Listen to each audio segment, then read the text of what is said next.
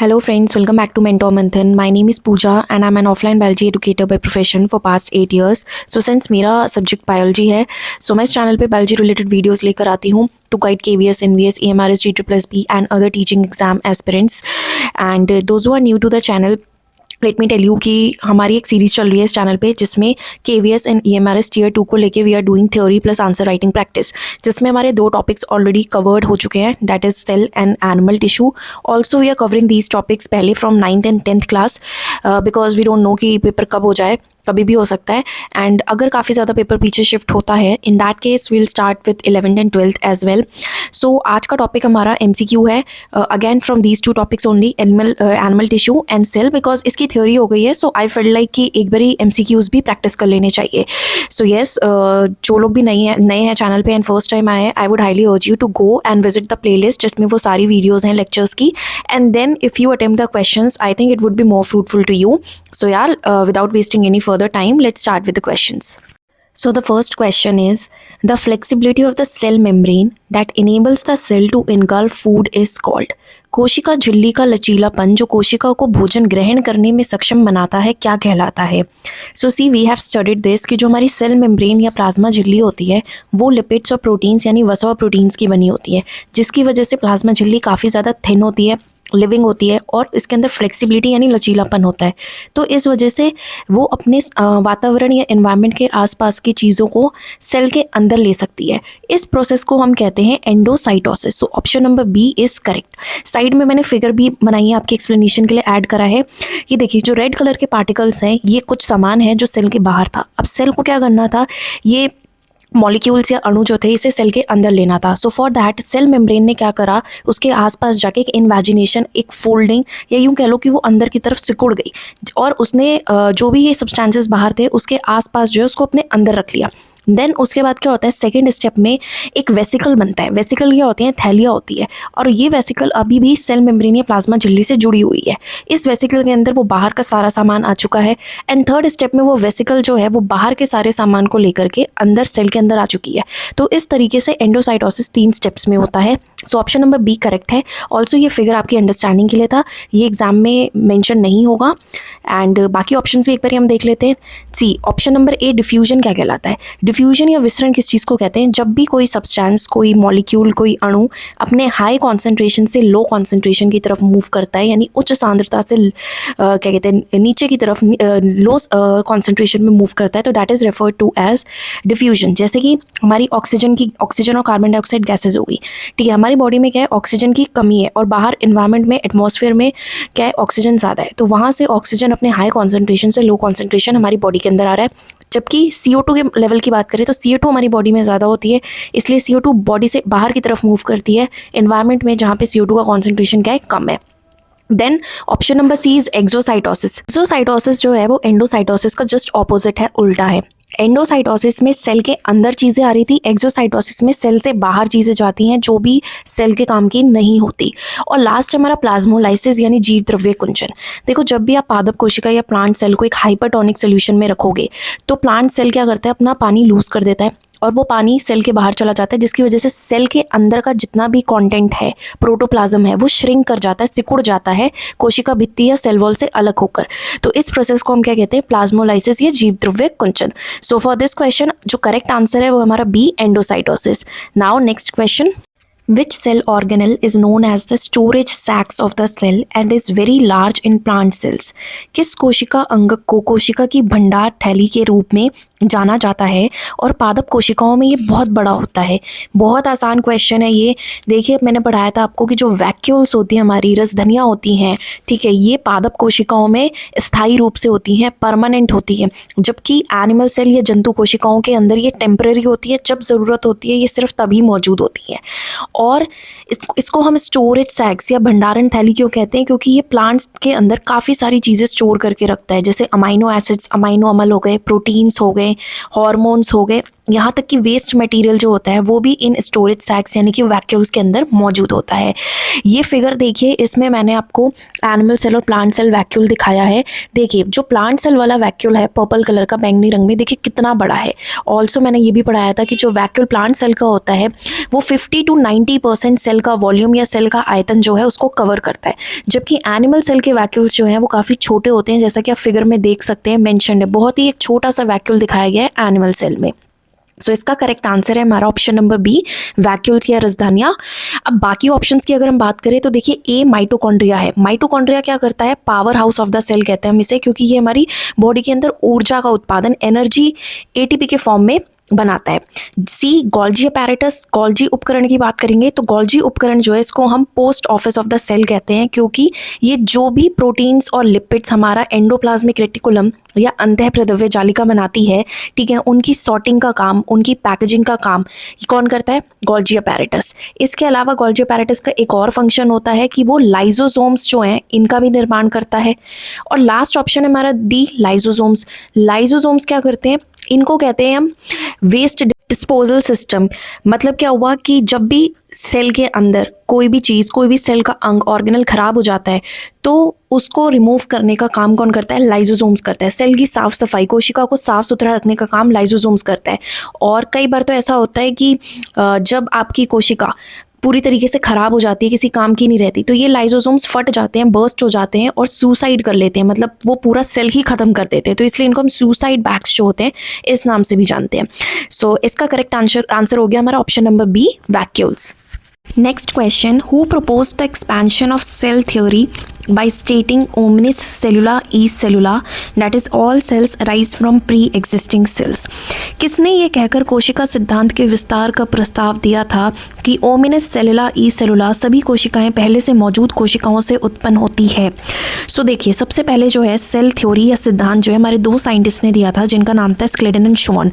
और उन्होंने कहा था कि कोई भी कोशिका जो है वो किसी भी लिविंग ऑर्गेनिज्म के, किसी भी जीव की फंडामेंटल यूनिट है, यानी कि मौलिक इकाई है। और जितने भी जीव हैं वो किसके बने हुए हैं, सेल्स के, कोशिकाओं के बने हुए हैं। बट बाद में इस सिद्धांत को एक्सपैंड करा था, विस्तार करा था दूसरे साइंटिस्ट ने, जिनका नाम था रुडोल्फ वर्शो। और उन्होंने बोला था कि जितनी भी कोशिकाएं हैं ना वो उत्पन्न होती हैं पहले से मौजूद कोशिकाओं से, और इस टर्म को हम बायोलॉजी में कहते हैं ओमनिस सेलुला ई सेलुला। So your correct answer is option number A, Rudolf Virchow. But बाकी के ऑप्शंस भी देख लेते हैं कि बाकी के वैज्ञानिकों ने क्या खोज करी थी। तो रॉबर्ट हुक की अगर बात करें तो इन्होंने 1665 में सबसे पहले एक dead cell, cork plant cell जो था, पादप कोशिका का सेल, उसको देखा था। सी स्क्लेडन एंड श्वान का तो मैंने बता ही दिया कि इन्होंने सबसे पहले सिद्धांत दिया था, यानी सेल थ्योरी दी थी। और डी रॉबर्ट ब्राउन की बात करें तो रॉबर्ट ब्राउन जो है इन्होंने न्यूक्लियस यानी सेल के नाभिक की खोज करी थी। Now next question, the only cell organelle that is not surrounded by a membrane and is found in both prokaryotic and eukaryotic cells is. एकमात्र कोशिका अंगक जो झिल्ली से घिरा नहीं होता है और प्रोक्रियोटिक और यूक्रियोटिक दोनों कोशिकाओं में पाया जाता है। बहुत इजी है और बहुत इंपॉर्टेंट है। मैंने क्लास में ये बताया था कि ये क्वेश्चन कई बार आ चुका है। हमारे प्रोक्रियोटिक और यूक्रियोटिक सेल में दोनों के अंदर एक ऐसा कोशिका अंग या सेल ऑर्गेनल होता है जिसके आसपास कोई झिल्ली नहीं होती, और वो है राइबोसोम। एंड राइबोसोम्स जो है उनको हम protein factory of the cell भी कहते हैं, क्योंकि हमारी सेल के अंदर प्रोटीन संश्लेषण करने का काम, प्रोटीन बनाने का काम कौन करते हैं, ribosomes. So option number C is the right answer.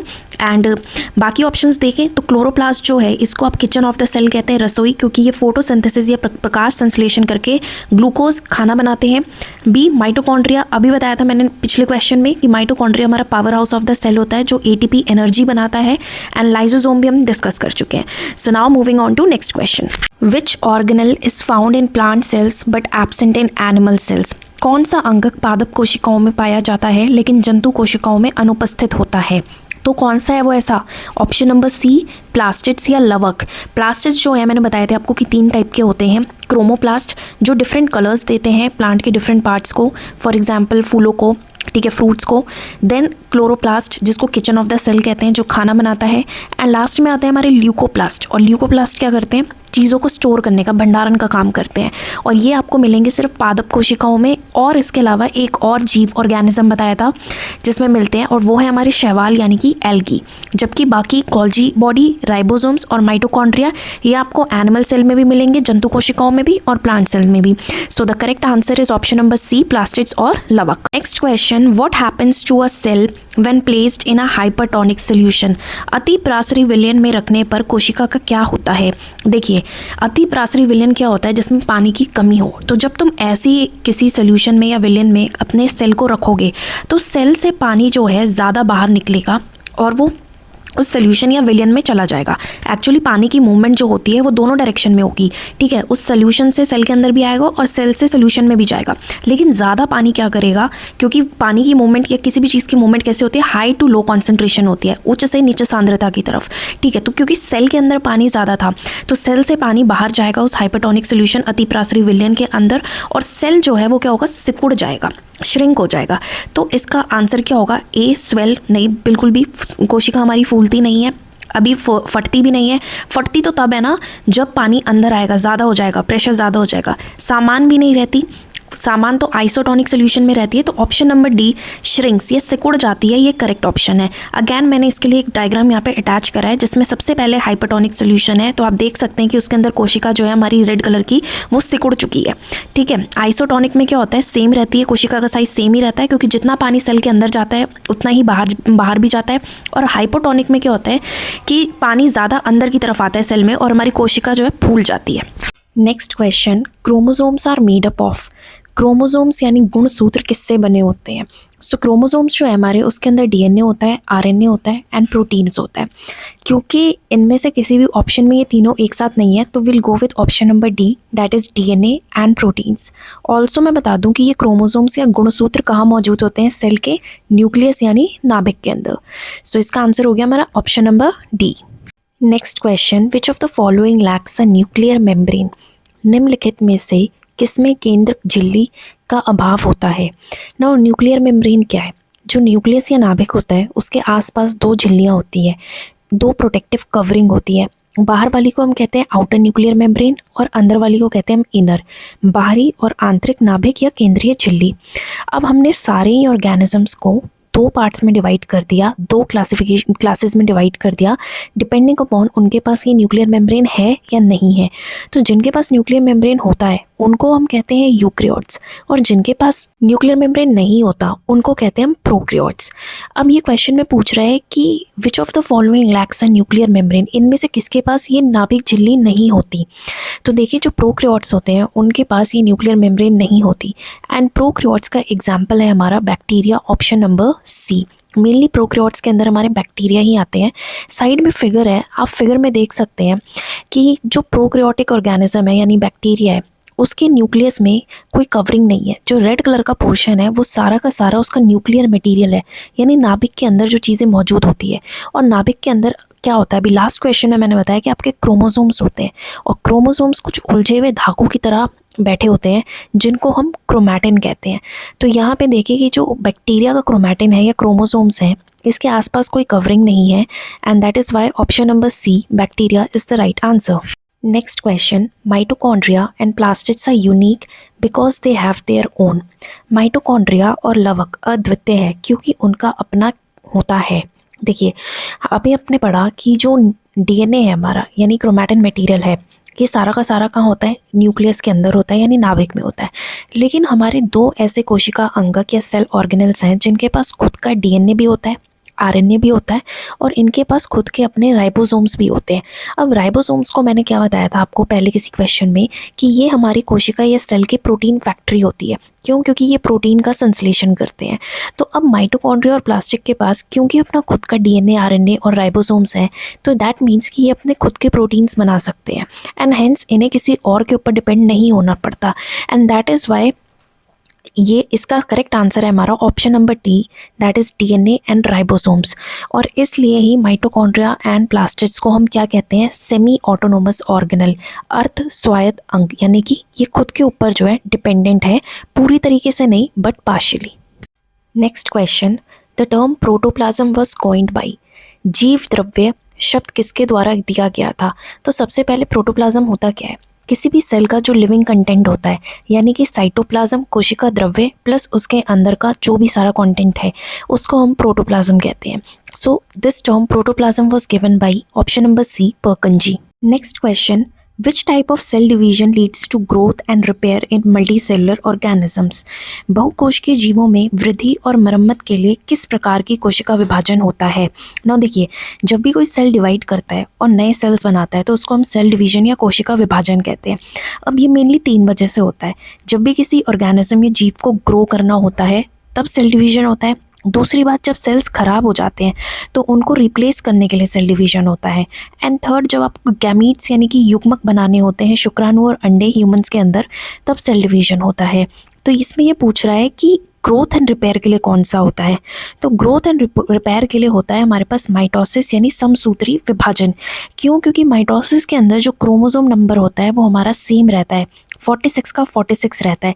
यानी जो कोशिका डिवाइड हो रही थी उसके अंदर भी क्रोमोसोम 46 है और जो नई कोशिकाएं या सेल बनते हैं, डॉटर सेल जिसे हम कहते हैं, उसके अंदर भी क्रोमोसोम 46 रहता है. जबकि ऑप्शन नंबर डी, अगर मियोसिस की बात करें, अर्धसूत्री विभाजन, तो इसके तो नाम में ही अर्ध है यानी आधा. तो इसका मतलब ये है कि यहाँ पे जो डॉटर सेल्स बनती है वो उसमें क्रोमोसोम नंबर हाफ हो जाता है. और मियोसिस सिर्फ और सिर्फ गैमीट्स फॉर्मेशन के लिए चाहिए होती है, शुक्राणु और अंडे बनाने के लिए. क्यों?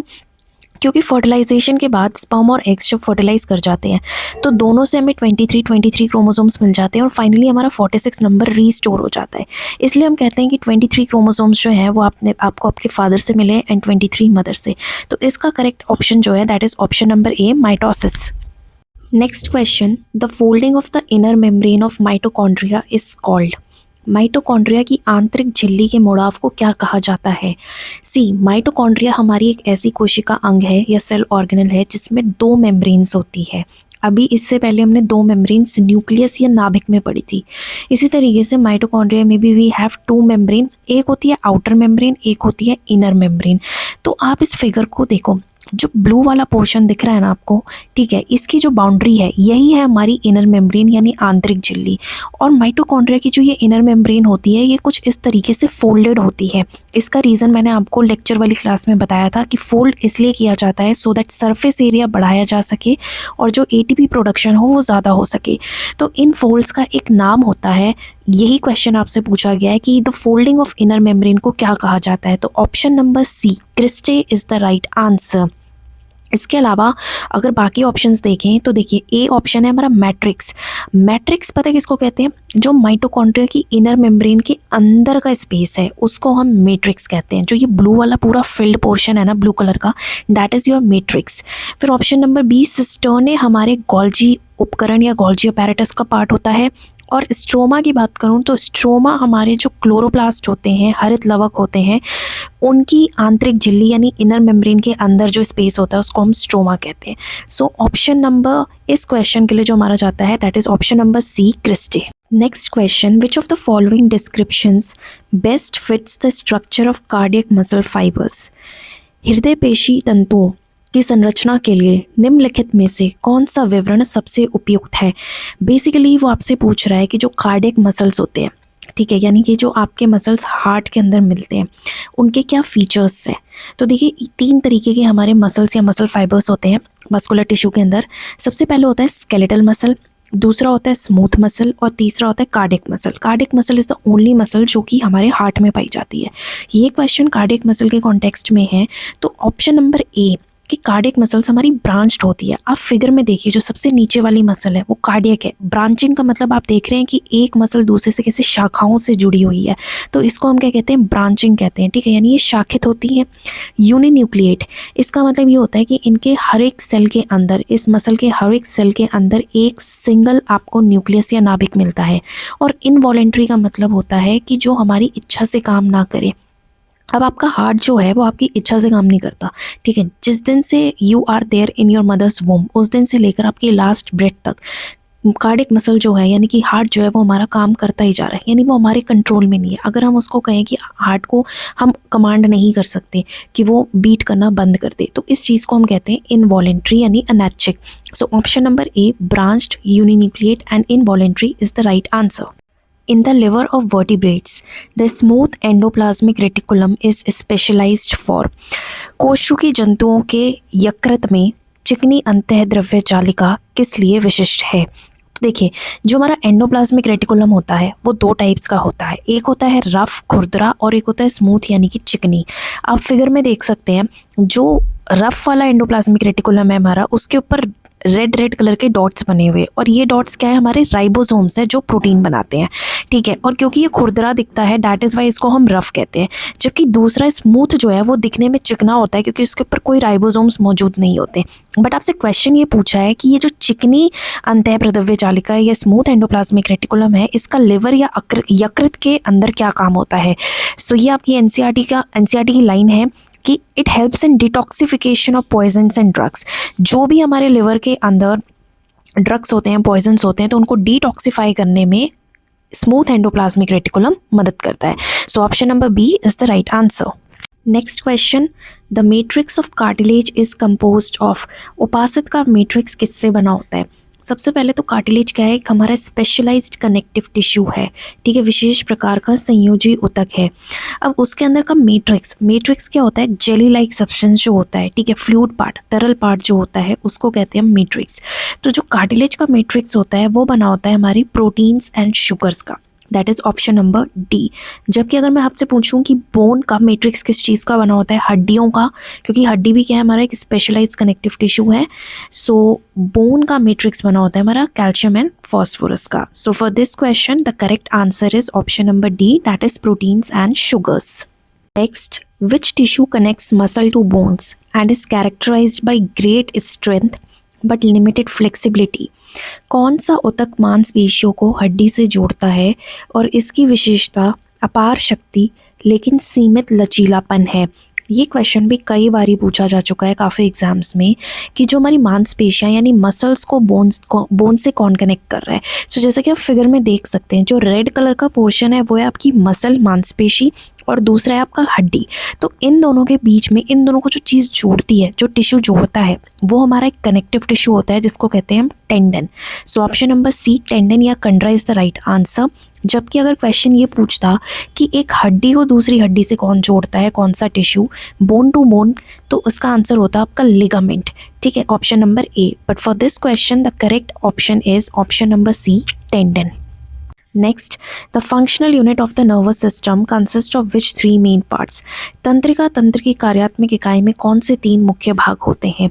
तो सबसे पहले आपने ये बताना है कि जो फंक्शनल यूनिट है नर्वस सिस्टम का, किसी भी तंत्रिका तंत्र की कार्यात्मक इकाई जो है वो क्या होती है। सो उसको हम कहते हैं नर्व सेल या न्यूरॉन। अब न्यूरॉन के तीन पार्ट्स बताने हैं, इंपॉर्टेंट पार्ट्स क्या क्या है, मेन पार्ट्स। तो सबसे पहले आप फिगर में देखिए, जो सबसे छोटी ब्रांचेस आपको दिख रही हैं, छोटी छोटी, इनको कहते हैं हम डेंड्राइट। तो सबसे पहला पार्ट होता है आपका डेंड्राइट।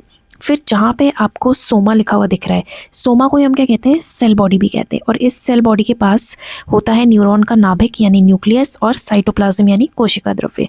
तो सेकंड इंपॉर्टेंट पार्ट होता है आपका सेल बॉडी या सोमा। एंड थर्ड जहाँ पे आपको लेबलिंग दिख रही है एक्सॉन, जो सबसे लंबा पार्ट होता है, सबसे बड़ा हिस्सा होता है, उसको कहते हैं हम axon. So these three are the main parts of the nervous systems this functional unit which is neuron. तो इस हिसाब से हमारा ऑप्शन नंबर डी जो है करेक्ट बैठता है, axon, dendrites and cell body. Next, which type of muscle tissue is responsible for the movement of food in the alimentary canal and is involuntary in nature. आहार नाल में भोजन की गति के लिए कौन सा पेशी ऊतक जिम्मेदार है और प्रकृति में अनैच्छिक है। देखिए, हमारे तीन टाइप ऑफ मसल टिश्यूज़ होते हैं, स्केलेटल मसल्स, दूसरा होता है स्मूथ मसल और तीसरा होता है कार्डियक मसल। तो स्मूथ मसल्स जो हैं, चिकनी मांसपेशियाँ, वो मसल्स हैं जो हमारी बॉडी के इंटरनल ऑर्गन्स यानी आंतरिक अंगों में मिलती है। अब आहार नाल या एलिमेंट्री कैनाल की मैं बात करूँ तो इसके अंदर काफ़ी सारे ऑर्गन्स आ जाते हैं हमारे, जैसे सबसे इंपॉर्टेंट हमारे स्टमक आ जाता है। तो स्टमक के अंदर अगर पूछें कि कौन से मसल्स होते हैं, तो उसका आंसर होता है that is your smooth muscles यानी कि चिकनी मांसपेशियाँ। ऑल्सो जो स्मूथ मसल्स होती हैं वो इनवॉलेंट्री नेचर की होती है, डैट इज़ कि वो हमारे कंट्रोल में नहीं होती, वो अपनी मर्जी से काम करती है। So option number C, smooth muscle, is the right answer. Next, blood is considered a connective tissue because. रक्त को एक संयोजी ऊतक माना जाता है क्योंकि ये कनेक्ट करता है हमारे बॉडी के डिफरेंट ऑर्गन्स को ब्लड सर्कुलेशन के थ्रू, है ना। तो ऑप्शन नंबर ए जो है आपका करेक्ट आंसर होगा। ऑप्शन नंबर बी कहता है it contains a solid matrix like bone. बिल्कुल नहीं, ब्लड जो होता है इसको उल्टा हम क्या कहते हैं, फ्लूइड कनेक्टिव टिश्यू। क्यों? क्योंकि जो इसका मैट्रिक्स होता है वो सारा का सारा क्या है, इसके अंदर लिक्विड है, इसके अंदर फाइबर्स या रेशे नहीं पाए जाते। सो ऑप्शन नंबर बी गलत हो गया। Option number C it is made up of only one type of cell. क्या ब्लड के अंदर सिर्फ एक तरह की कोशिका या सेल मिलता है? Not at all. इसके अंदर आपको आरबीसीज, डब्ल्यूबीसीज, प्लेटलेट्स, 3 डिफरेंट टाइप के सेल्स मिलते हैं। And option number T it is voluntary in nature. क्या ये हमारी मर्जी से वर्क करता है? बिल्कुल भी नहीं। सो ऑप्शन नंबर ए जो है इस क्वेश्चन के लिए करेक्ट जाता है। Next, fat is stored in the human body in which of the following tissue. मानव शरीर में वसा का संचय निम्नलिखित में से किस ऊतक में होता है? सो बहुत आसान है ये। इसका आंसर है option number D, adipose tissue, है ना, वसा में ऊतक इसके अंदर होता है। ठीक, कार्टिलेज तो अभी हमने पढ़ा था कि उपासित क्या करता है। उपासित क्या होता है? कार्टिलेज हमारे जितने भी बॉडी के अंदर लचीले पार्ट्स हैं, जैसे कि आपकी नाक की टिप हो गई, ठीक है, कान हो गए, बाहरी कान हो गए, वहाँ पे ये क्या प्रेजेंट होता है? कार्टिलेज। एपिथेलियल टिश्यू या उपकला ऊतक क्या होता है? पूरी बॉडी में प्रोटेक्शन या कवरिंग का काम करता है। एरियोलर कनेक्टिव टिश्यू जो होता है ये हमारी बॉडी में स्किन और मसल्स के बीच में, ठीक है, इसके बीच में पाया जाता है। So option number D, adipose tissue, is the right answer. Next question, the tissue that covers the external surface of the body and the internal lining of organs is. शरीर की बाहरी सतह और अंगों की आंतरिक परत को ढकने वाला ऊतक कौन सा है? अभी जस्ट लास्ट क्वेश्चन में मैंने बताया कि जो एपिथेलियल या उपकला ऊतक होता है ये हमारी बॉडी पे एक कवरिंग की तरह, एक आवरण की तरह काम करता है, ठीक है, और जितने भी हमारे इंपॉर्टेंट ऑर्गन्स हैं, जैसे इंटरनल ऑर्गन्स हैं, ठीक है, उनकी लाइनिंग की तरह भी काम करता है, उनको प्रोटेक्ट करने के लिए। सो ऑप्शन नंबर ए, एपिथेलियल या उपकला ऊतक, is the right answer. Now next question, white fibrous connective tissue which has great strength but limited flexibility is predominantly found in। ठीक है, श्वेत रेशेदार संयोजी ऊतक जिसमें अपार शक्ति होती है लेकिन लचीलापन सीमित होता है, मुख्य रूप से कहाँ पाया जाता है? अभी इससे मिलता जुलता क्वेश्चन हमने पीछे करा था, है ना। ये पाया जाता है हमारे टेंडेंस यानी कंडरा के अंदर, जो कनेक्ट करते हैं मांसपेशियों को हड्डियों से, यानी मसल टू बोन कनेक्ट करते हैं। और ये मैंने आपको नोट्स वाली जो लेक्चर वाली क्लास है उस नोट्स में भी दे रखा है कि टेंडेंस जो होते हैं उसके अंदर वाइट फाइबर्स मिलते हैं, जबकि लिगामेंट्स के अंदर हमारे येलो इलास्टिक फाइबर्स मिलते हैं। So option D is correct. Next question, the space between two neurons across which an impulse passes is called. दो न्यूरॉन के बीच का स्थान जहाँ से एक आवेग गुजरता है क्या कहलाता है? यार देखो, इम्पल्स का मतलब क्या होता है? वही मैसेज या सिग्नल कह सकते हैं हम, ठीक है। तो जैसा कि आपको फिगर में 2 न्यूरॉन्स दिख रही हैं, तो इन दोनों के बीच में एक आपको खाली स्थान, एक स्पेस दिख रहा होगा, इसको कहते हैं हम synapse. So option C is correct. बाकी डेंड्राइट, एक्सॉन टर्मिनल, साइटॉन, ये सब कुछ एक्सप्लेन कर दिया मैंने पहले एक क्वेश्चन में। एंड अगर जिसको थोड़ा बहुत भी डाउट है वो हमारी लेक्चर वाली वीडियो जाके देख सकते हैं प्लेलिस्ट में से। Next question, bone matrix is rich in which two inorganic salts. अभी ये तो मैंने आपको पहले ही करा दिया कि जो बोन का मैट्रिक्स होता है, जब हम कार्टिलेज वाला मैट्रिक्स पढ़ रहे थे तब मैंने आपसे पूछा था कि बोन मैट्रिक्स जो है उसके अंदर आपको कौन सी चीज़ें मिलती हैं, कौन से सॉल्ट्स मिलते हैं। तो कैल्शियम और फॉस्फोरस के सॉल्ट्स जो हैं हमें उसमें मिलते हैं। So option number A, calcium and phosphorus, is correct.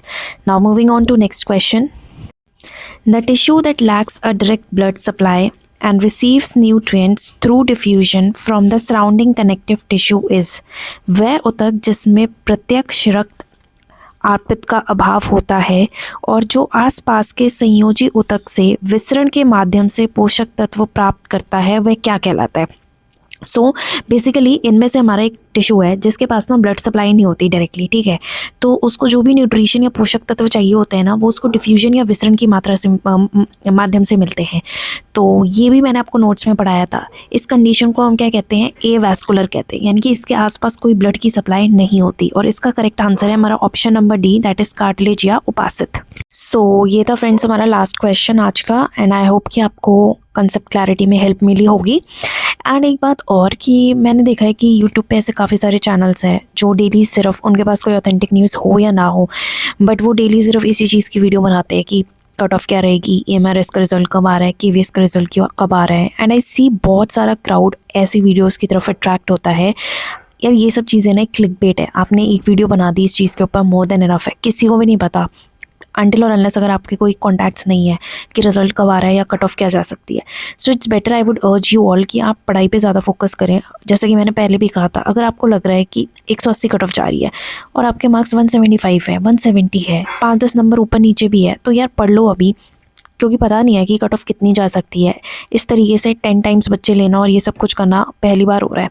सो मैं यही कहूँगी कि प्लीज़ पढ़ाई के ऊपर फोकस करो. कभी भी रिजल्ट आए, कभी भी कितनी भी कट ऑफ आए, ठीक है. अगर मान लो इस एग्जाम में नहीं होता, EMRS में नहीं होता, KVS में हो जाएगा, KVS में नहीं होता, DSSB में हो जाएगा, कहीं ना कहीं तो हो गई.